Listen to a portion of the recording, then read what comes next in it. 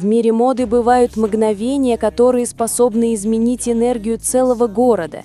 Не из-за софитов и не из-за музыки, а благодаря ауре, которую невозможно повторить.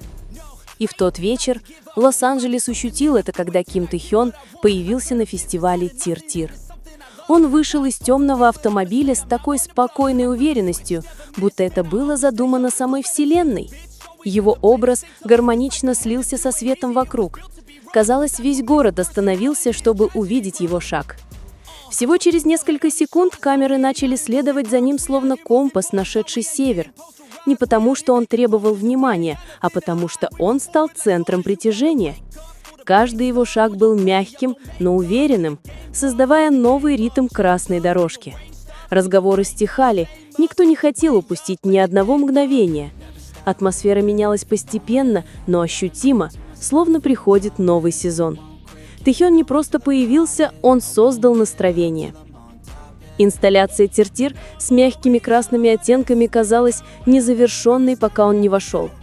Бархатные текстуры, теплый свет и запах помещения будто ожидали того, кто придаст им смысл.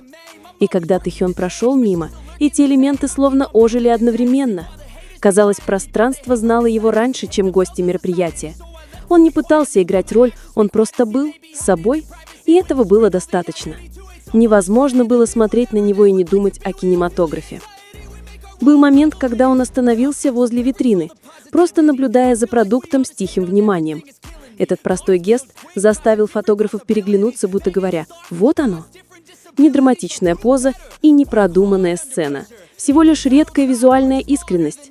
Его аура делала секундные моменты значимыми. Он превращал маленькое пространство в большую сцену одним лишь присутствием. Это та величина, которой невозможно научить.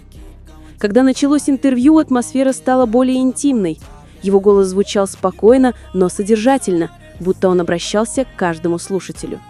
Он говорил как художник, который понимает мир, а не как знаменитость. Каждая его фраза была сдержана, но демонстрировала зрелость. В нем ощущалась новая глубина, которой не было несколько лет назад.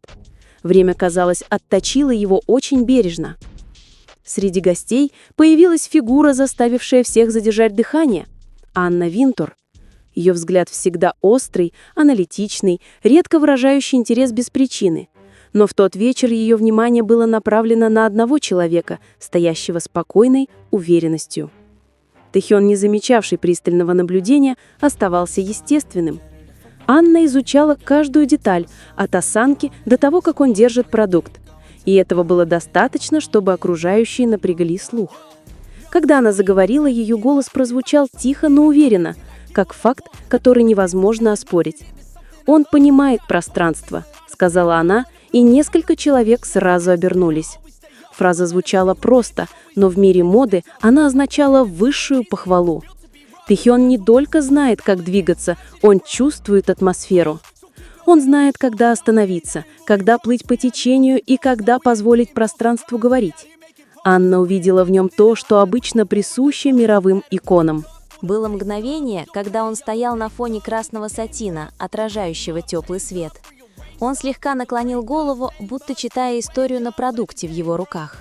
Фотографы запечатлели кадр, и он выглядел как разворот элитного журнала. Не постановка, а естественность, сформированная чувством эстетики. Анна едва заметно улыбнулась, жест крайне редкий для нее.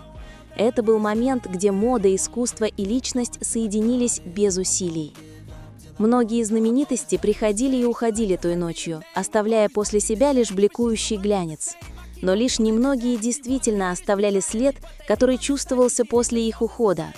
Тэ-хён был одним из этих немногих. Он оставлял не образ, а атмосферу. Когда он перемещался, пространство будто становилось тише. Энергия, которую он оставлял, держалась в воздухе еще несколько секунд. Так проявляется природный магнетизм. Ближе к завершению мероприятия один из сотрудников спросил Анну о ее впечатлении. Обычно она отвечает коротко, но в этот раз ее слова были длиннее. «Он не просто подходит бренду, он возвышает его», — сказала она. Люди вокруг на мгновение замолчали, осознавая вес ее слов. Такая похвала от легенды индустрии звучит крайне редко. И это стало признанием, которое невозможно оспорить. Реакции гостей после этого подтвердили силу его присутствия. Некоторые редакторы обсуждали, как он делает пространство мягче и медленнее. Другие говорили о том, как его малейшие выражения имеют визуальную ценность. Даже те, кто не знал его, чувствовали его энергию. Тэхён приносил то, что нельзя купить – присутствие. А мир моды всегда ценил присутствие выше всего. В конечном счете, эта история не о возвращении звезды на сцену. Это о человеке, который вернулся более зрелым, сильным и уверенным в себе. Тэхён стал не просто глобальным послом бренда, он стал визуальным языком брендов. Он превращает простые моменты в символы, которые запоминаются. И впервые за долгое время мир моды ощутил начало новой эпохи. Эта эпоха начинается с его имени. Когда вечер подходил к концу, огни гасли, но разговоры о нем становились все живее. Стилисты, фотографы и продюсеры обменивались впечатлениями о том, что они только что увидели.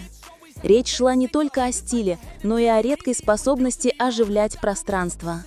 Кто-то говорил, что он похож на кинообраз, попавший в реальность со своей атмосферой.